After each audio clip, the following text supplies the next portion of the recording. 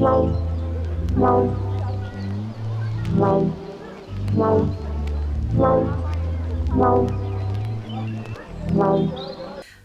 hey guys, welcome back to my channel. So this was gonna be another talking video. I'm so sorry about that. Things have just been going pretty fast and things have just been very hectic. I'm going to try to make this as quick as possible. One, because my battery is not fully charged like a dum-dum. I did not charge the camera prior to filming. I thought it was. It wasn't, my mistake. But also, I don't think anybody wants to sit here long enough, or so long that I guess the information is just too much to intake, or you know what I'm saying? Like, I just kind of want to get straight to the point. So today I want to talk about my anxiety-induced stomach syndrome. So what I was diagnosed with around 2018 is called superior mesenteric artery syndrome, or SMAS. I talked about it on the previous video, but I wanted to get in specifics here because I do have a GoFundMe going around and we are on the last 3 weeks until my surgery happens. So I wanted to go into it because I want people to know what they're donating for, if that makes sense. So where it started for me, and I can't speak for others who have been diagnosed with this disease, but for me, where it started was with anxiety. So I have pretty severe anxiety and depression. When my anxiety gets really bad, like the worst of the worst, I stop eating and I stop drinking. And obviously when that happens, the body loses weight because it's not getting anything and it's feeding off of itself. So while that was happening, I was dropping weight really quickly, and it was too fast for my body to keep up with. So the mesenteric artery in my stomach collapsed onto the duodenum, which is like the fat pocket. And I have to say that I'm not a doctor, I'm not a nurse, I'm not a medical student. I'm just explaining the versions of what my doctors have explained to me. Okay, so just if I say anything wrong, I apologize. This is just what I was told in the easiest way possible for me to understand. So my artery collapsed into the duodenum and basically not necessarily stopped blood flow, but it's kind of like how beavers, build like a little dam or whatever. So like water still kind of seeps through, but not to its fullest capacity. So that's basically what's been stopping the blood flow of my body. And if you aren't aware, you need blood flow to digest your food. And I don't have as much as a normal person should. So much to the point where I've had to stop eating a lot of foods. I can't eat a lot of breads. I can't eat fried foods. I think that's also a part of not having a gallbladder. Can't eat meat. I don't think I've had anything outside of like seafood since December 2018. Can't drink alcohol. There's a lot of just things on my no-no list that I can't do. So my diet is very small, but it was triggered by anxiety. Anxiety, although mental, it has physical ramifications when you don't get a handle on it, and it is heavily tied to the gut. My anxiety, it attacked my stomach ferociously, which caused the disease. So when I did finally start to not necessarily feel better, but kind of get a control on the effects it was having to my body, it was basically too late. Like, I've adjusted my diet as much as possible, and for some people that fixes the issue, but for me it does not. Because I've learned to deal with the disease, I was misdiagnosed many times. I seen some of the best gastrointestinal specialists in this area. I've talked to so many doctors. I've paid so much money for outside specialists, and nobody could tell me what was wrong. So many scans done, so many what's the when they stick the camera down here, up here. I've just had so many tests done. I'm gonna try and find a list of it so I can put it in the video, but I've had so many. I think I've had almost everything done except a colonoscopy, and I believe it was an ultrasound that found my issue. And I remember walking into my doctor's appointment with a previous surgeon, and he walked in and he walked out, and I heard him in the hallway, and he was like, "This can't be her. This is a skinny woman's disease." And at first I was really fucking angry when he said that, because I was like, what the hell does that supposed to mean? But when I looked up the symptoms, granted that was unprofessional as fuck, and I haven't seen him since, but the effects of this disease include not being able to hold your food down. So there's a lot of vomiting, a lot of nausea, a lot of lack of appetite, a lot of stomach pains, a lot of cramping, a lot of bloating, because there's blockage. So I've had all of the symptoms except vomiting. So I'm one of those emetophobic, I guess. So the whole nauseous vomiting thing sends me skyrocketing into panic attacks. I don't like hearing vomit. I can't see it, I can't smell it, I can't do anything. It just triggers a reaction, which is interesting how that triggers a reaction, and I'm nauseated every day. And so it's just like one big annoying circle. So I've been on anti-nausea medication every day to cope with this thing that I've been dealing with since 2018. I've also tried different anxiety medications to help cope. But if you know anything about dealing with anxiety and medications, is that they take a long time to work and they cause nausea. So it's just been like one big heartache, basically. So it was anxiety induced.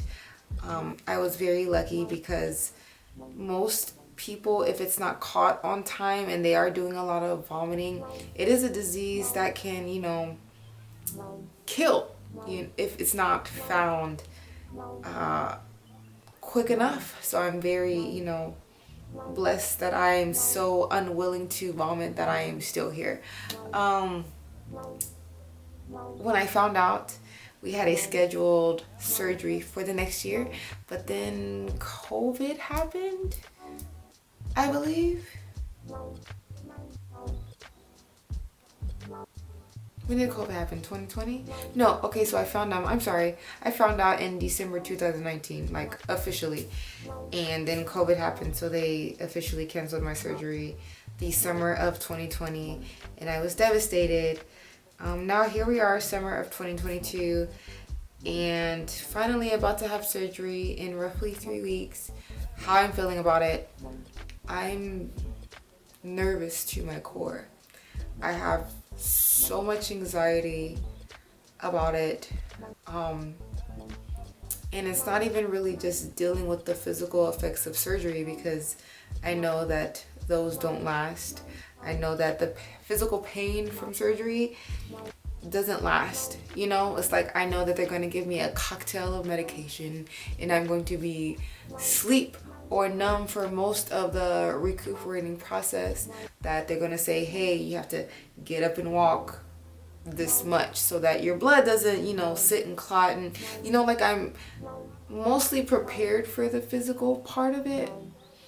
The other aspect that I have a lot of anxiety about is mentally trying to figure out how to work with the new body that I'm going to have.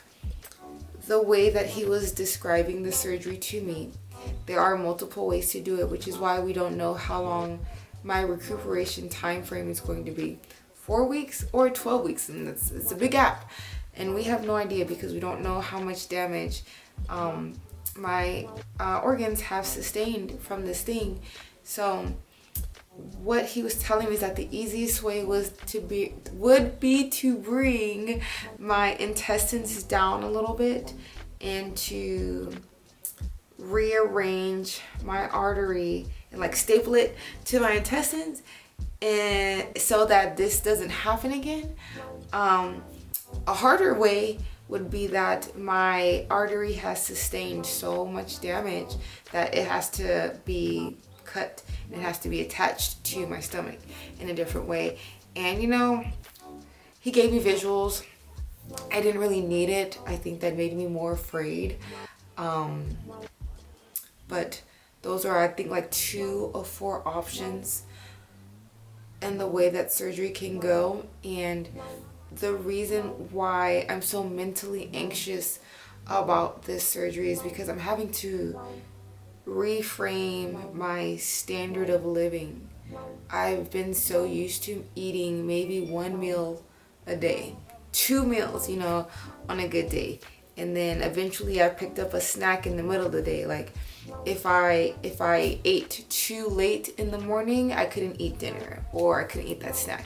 Like having to go and figure out how to eat, how much to eat, when to know when to stop, when to know that my body could handle more. Like I said, I don't do the whole throwing up thing. So I think I have a big fear of not knowing how to eat, because it's been so long since I've ate like a normal person. I don't remember the last time I had a meal with my daughter that, I wasn't nauseous before and after, or can't remember the last time I had a meal where I ate it and then there was an extreme heartburn, or I was swallowing like throw up that I felt rising in my chest, or just in general not being able to have dinner because I had to get my daughter ready for bed. Like if I eat, I have to be stationary roughly for about 30 minutes to 2 hours depending on the meal after I eat, because my food takes so long to digest and so long to process. So I'm really nervous mentally about how long that's going to take to finally normalize itself in my system. I understand that it's going to be a process and that I have to be patient with myself. But there is a natural fear that I have trying to prepare myself for that.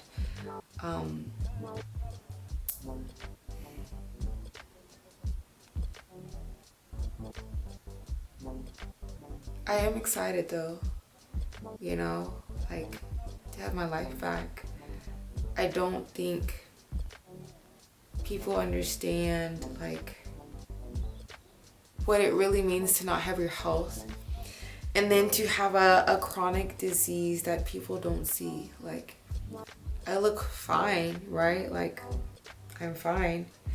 But like every day is just like torture on my body, like trying to do everything nauseated or trying to do everything while preventing myself from vomiting, trying to work, trying to be a mom, trying to be active, trying to have a social life. Like everything is just always fighting against me in my body at all times, and it's just it's just been so hard for so long. Like it's almost like I can see the light at the end of the tunnel. So I am anxious obviously, but I'm so excited to start a new life, because I almost went to say like be back to normal, but I don't think that my body will ever function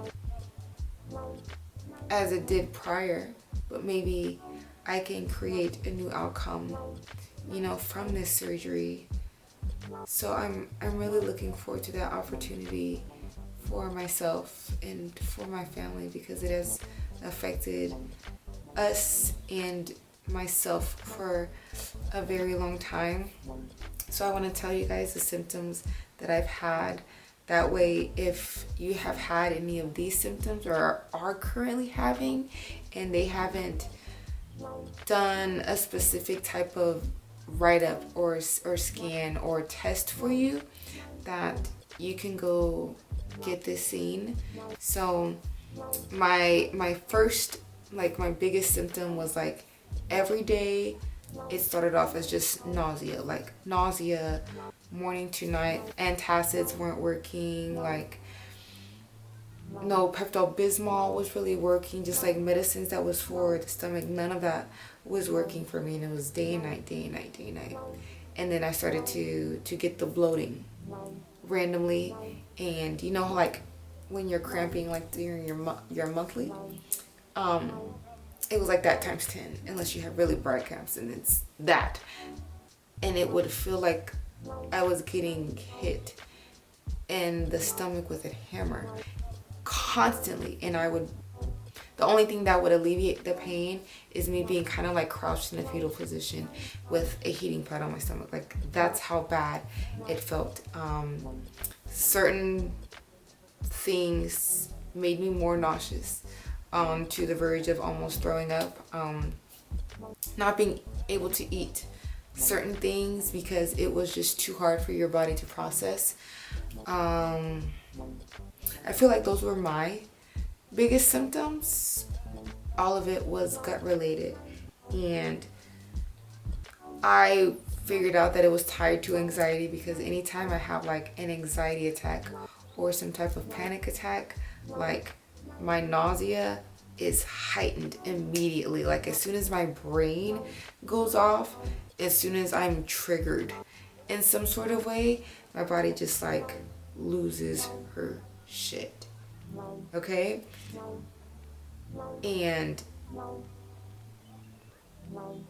it's almost, I don't want to say impossible, but it's so hard to come down off of that, because even when this calms down, my stomach is so riled up that it takes hours for it to calm down. So like today, I had a really hard anxiety day because I had to be on the road because I was driving today, and road anxiety is one of my biggest triggers. I don't like driving. In particular, I don't like driving on the highway, which I had to do today. And so by the time I got home, like I couldn't eat. I had to take a lot of anti-nausea medication for my stomach to calm down. It was just really bad. So like right now, you know, I'm fine, but my stomach is still dealing with the consequences of my anxiety being so heightened. So if you are somebody who like suffers with any type of like anxiety or panic disorders, I just want you to be very cautious and be very wary that this is a possibility. We don't really talk about all the physical effects that mental health diseases carry, but this is one of them. If you're somebody who, you know, looks like me, like I'm not skinny, I'm not 97 pounds, I'm not 115 pounds, also be aware that you can still deal with this. And doctors, you know, they're not going to believe you. And doctors, they may or may not believe you, but keep fighting for a doctor who will test for it. Unfortunately, there's a lot of stigmas in the health community about, well, if you lose weight, you'll feel fine, or you're fat, so that's not even your issue, which I've gotten obviously multiple times. Like none of the doctors believed that this was something that was wrong with me until the test came back saying, you know, this is what's wrong with this girl. Like even my current surgeon, he was like in disbelief for a while that this is something that was wrong with me. If you suffer from these symptoms, like find a doctor who will fight for you. I know so many people who deal with mental health diseases who also have stomach issues. So I just want to put this out there. I feel like I covered everything as quickly as possible because I did not want this video to be long. If you sat through this whole thing, I'm so grateful for you. If you have any questions about any more like symptoms. If you feel like I forgot to cover something, please drop them below in the comment section. I am going to attach my GoFundMe to this because it's super vital, because I won't be working for up to 3 months, and it would help my daughter and myself out tremendously. Sorry this video took so long. Sorry it's not, you know, the most happiest and joyful video, but I did want to explain what was going on and why in a couple weeks I will be absent from, you know, social media. But just in case you were one of the people who do decide to donate and wanted a backstory, I wanted it to be out there in the open. I'm going to leave it here because I have no idea what the battery is on. I love you so much from like the bottom of my heart. In the next video, I hope that I can get one up before surgery. But yeah, if I don't, and this is my last until I start to recover, I love you so much. Take care of yourself. Bye.